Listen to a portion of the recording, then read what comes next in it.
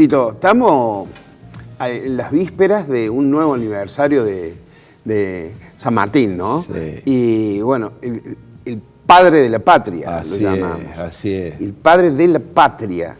¿Qué patria estamos teniendo ahora, Ahí no? está, ¿no? Ahí está. Qué bueno, Eduardo, que hayas decidido evocarlo, aunque sea en unos minutos. Sí, claro. Porque por ahí lo tenés un poco olvidado. Claro. ¿No? Ya ni en los billetes va a estar. Ni en los billetes. Acaba de salir de circulación el último billete. Eso nos con el diferencia rostro de otros San Martín. países latinoamericanos, Sí, ¿no? sí, El brasileño, el Sí, chileno, sí, tienen, el colombiano. Es más fuerte el vínculo con Los y ni venezolanos. hablar Estados Unidos que los próceres de Los próceres del son billete intocables, son no deidades, lo toca ¿viste? nadie.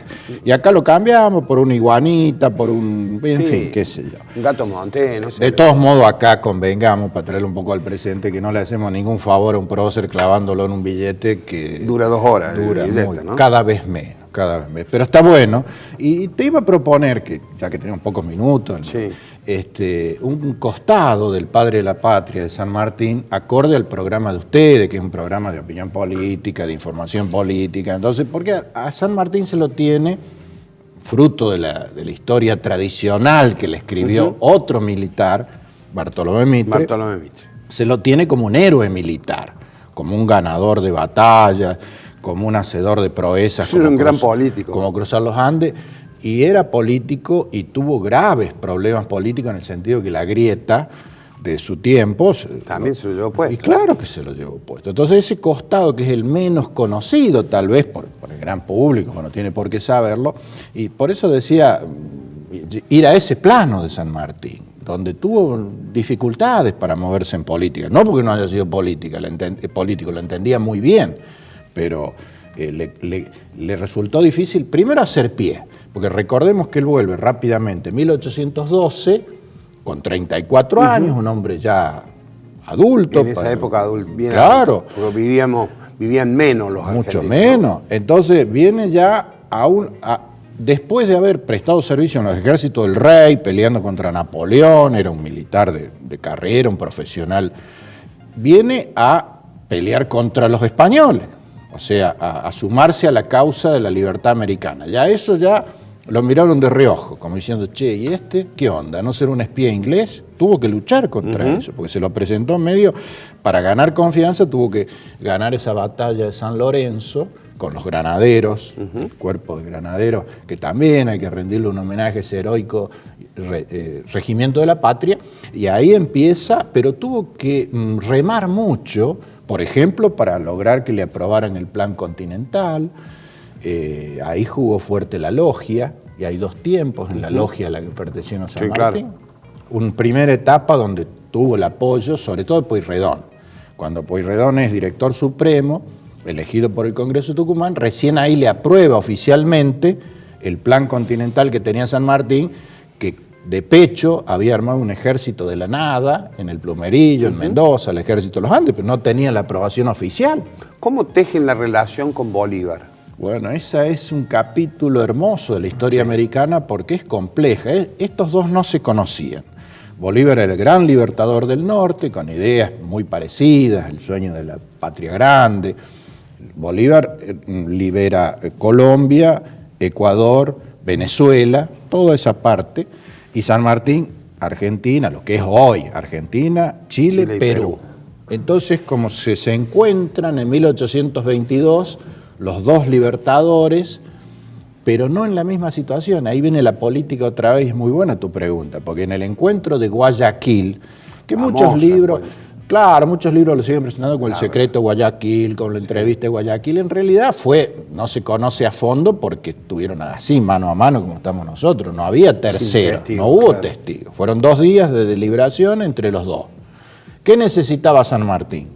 Que Bolívar le dé una mano para terminar la guerra americana en el Perú, porque el último reducto realista era el Perú. San Martín estaba en Lima, era protector de Lima, había declarado la independencia de Perú, pero el ejército realista era fuerte, 20.000 hombres, dice San Martín en sus escritos, y se había hecho fuerte en el interior, en lo que hoy se conoce como el Alto Perú, que es la actual Bolivia. Entonces San Martín no tenía suficiente fuerza para terminar la batalla y le pide ayuda Ahí se conocieron, ¿no? No se conocían. Dicen algunos que le erraron por unos días en Londres, donde se cocinaba en 1811. El futuro mundo. Claro, donde se cocinaba toda la cosa americana, es porque cuando San Martín pasa por Londres, compra el famoso sable en una venta de usados. El sable corvo. Bolívar había estado en la casa de Francisco Miranda, el precursor, que era el tejedor de todas estas cosas, pero le erran por unos días, no se conocen. Se conocen ahí, en Guayaquil, dos tipos muy distintos. Bolívar, por su condición caribeña, grandilocuente, jocoso, hablador, claro. El otro serio, adusto, de pocas palabras, bien profesional. Pero, ¿qué pasó en términos políticos rápidamente? Que no logró San Martín que Bolívar tuviera la disposición de poner su ejército para facilitar la tarea. Entonces San Martín lo leyó rápidamente, dijo, acá uno de los dos está de más. Y leyó que el que estaba de más era él, da el paso al costado, y ahí emprende una retirada de la vida pública, inclusive de su patria. Porque en 1824 va a pasar 26 años en el exilio hasta 1850, y la faena de la libertad americana la concluye Bolívar, en una batalla, Eduardo, poco conocida, que se libra en 1824 precisamente en ese Alto Perú, que se llama, a tu audiencia le va a sonar porque son calles muy conocidas de Córdoba, Ayacucho, que es la continuación de Sucre, porque el mariscal Sucre, la mano derecha de Simón Bolívar, es el que derrota al último reducto realista y le tributa a su jefe la República de Bolivia, que se llama Bolivia por Bolívar, que bien podría haber sido parte del viejo virreinato y por lo tanto de esa patria grande, porque así era. Nosotros fuimos muchas veces por el Alto Perú y nos fue muy mal. Si hubiera concluido San Martín, pero es historia contrafáctica, y dicen que no hay que hacer historia contrafáctica. No, ni presente tampoco. A ver, pregunta Joel. Tito, ¿qué tal? ¿Cómo te va?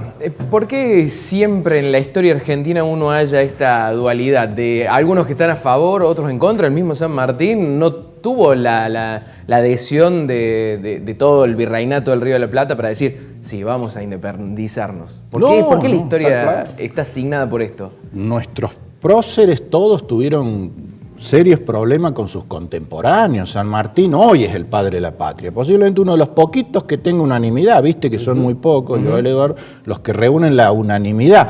Vos pasás San Martín, Belgrano, y Sarmiento ya ahí se comió. Güemes, y Sarmiento ya levantó, ya dividió la biblioteca, y ni hablar todo el resto, o sea que somos muy jodidos con esto de... Y San Martín no la tuvo fácil, sino con el paso del tiempo, cuando decantó la historia americana, quedó a la luz su protagonismo decisivo, su intervención decisiva, y recién ahí.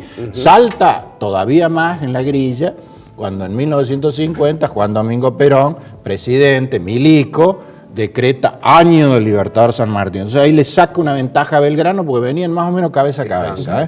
Pero lo que dice Joel es cierto, los contemporáneos fueron muy... San Martín la pasó muy mal con los contemporáneos, así que en 1829 intenta un regreso, viene hasta el puerto de Buenos Aires y se vuelve, porque ve el cachivache que teníamos acá. Tito, fuiste ministro de Economía de la provincia de Córdoba y hoy la Argentina afronta un grave problema político derivado de la situación económica y financiera. ¿Cómo interpretas lo que pasó entre lunes y martes en el país? Y pasa ahora, continúa. Está más tranquilo hoy, pero... Mira, te voy a hacer una reflexión política, no económica, si me aceptas. Sí, por supuesto. Lo que creo yo que está pasando, que estamos viviendo en estas horas, es fruto de que esas primarias no servían para nada, porque no se elegía nada, y las convertimos en una virtual primera vuelta. Esto estaba escrito, estaba cantado. ¿Por qué? Mira, Eduardo, Joel, una semana antes o 15 días antes se hicieron las primarias en Uruguay, sí, señor, que tiene tradición de esto. Los principales partidos uruguayos la usaron para lo que fueron inventadas las primarias, la interna. Entonces hubo interna en los colorados, en los blancos, en el Frente Amplio. El Frente Amplio que gobierna, en todos hubo interna porque hubo varios candidatos, se establecieron las candidaturas y se usó para lo que se debe usar. Nosotros, como siempre, a la Argentina, Las internas no servían para nada porque los candidatos ya estaban preestablecidos. Ningún partido tenía interna. En cenáculos de rosca, entonces se tendrían que haber pasado por alto. En cambio hicimos esto y mirá el zafarrancho que se armó, porque es una locura establecer este tipo de situaciones 4 meses antes de que termine el mandato de un presidente. Esto ya lo habíamos visto en el 89, no estoy comparando, por favor. No, porque la situación era distinta. Era muy distinta, pero era una locura también en el 89 hacer la elección el 14 de mayo. Cuando se cambiaba en diciembre. Creer que el Pato Rengo podía llegar al 10 de diciembre con todo Bajó 3 respeto meses. por don Raúl Alfonsín, que siempre fue crítico de lo que pasó. O sea, creo que lo que estamos pasando es haber cometido un grave error, a lo mejor pensando yo cuando sigo leyendo la gran encuesta, esa que dicen mucho, ¿viste? Que dijeron esto es simplemente una gran encuesta, mirá las consecuencias de la gran encuesta. Se debió haber, y ahora me imagino que se repensará, pero ya es tarde. ¿Vos considerás que este acercamiento a regañadientes entre Macri y Alberto Fernández, pero a chiqui en definitiva es un acercamiento que se da, por lo menos a través de un llamado telefónico, aunque ellos no lo quisieran. ¿Ese acercamiento va a tener buena acogida en los mercados? Y era necesario, vos lo dijiste muy bien, llegó con delay, porque eso tendría que haber sido el lunes. Me está elogiando demasiado, cosa que me está preocupando. Creo que le voy a tener que pagar la cuenta en el bar. Pero sí, suscribo tus palabras, Eduardo, porque es un gesto necesario. También entiendo a Fernández. Él hay que darle la derecha cuando dice, yo no soy ni siquiera hoy presidente electo, soy apenas un candidato que pasó ese filtro trucho de la primaria. Le dio a las PASO el valor que tienen, porque él no es candidato. Tiene razón lo que dice Fernando. Hay que darle y tiene razón en no La responsabilidad mayor es del gobierno. Es del gobierno. El que ganó tampoco puede salir a... No lo está haciendo. No lo está haciendo. No. Esto, algunos me dicen, esto es parecido al 2001. Era bastante distinto la manito que le dieron a De la Rúa. Porque Dualde lo empujó. Bueno, eso lo dice usted. Sí, ya no voy a ya no, decir, usted es historiador. Usted como historiador. Eso lo tiene que demostrar. Como historiador tiene que decirlo. Por eso digo, pero muy distinto. Yo creo, mirá lo que voy a decir. Creo que hay más riesgo hoy, como están las cosas. De hecho, se manifestó en las urnas, pero digamos, a un cacerolazo, por decir de una manera, de los sectores medios, que de la gente que está más golpeada. Hay que esperar a ver qué pasa, ¿no? Cuando esta devaluación se transfiera, porque hasta ahora está en las pantallas del televisor, de a poco está en los supermercados. Si ustedes van, habrán visto ya hay cartelitos. Pero eso te da la pauta, Tito, que a veces esos movimientos en los súperes y las protestas sociales no son espontáneos, ¿no? O no son tan espontáneos como No puede haberlos, sí, puede haberlos, pero normalmente no son tan espontáneos. Siempre hay y ahora me parece que hay mucha responsabilidad y conciencia, felizmente, de que estamos ahí, al borde del abismo. Sí. Una locura, entonces no da para tener gestos digamos, que incentiven esto. Por lo tanto, volviendo a lo tuyo, creo que ese diálogo, que no sé cuán provechoso y cuán amable habrá sido, pues son dos jugadores complicados los dos, el Calabres y el otro, pero supongo que ha sido leído como que era necesario.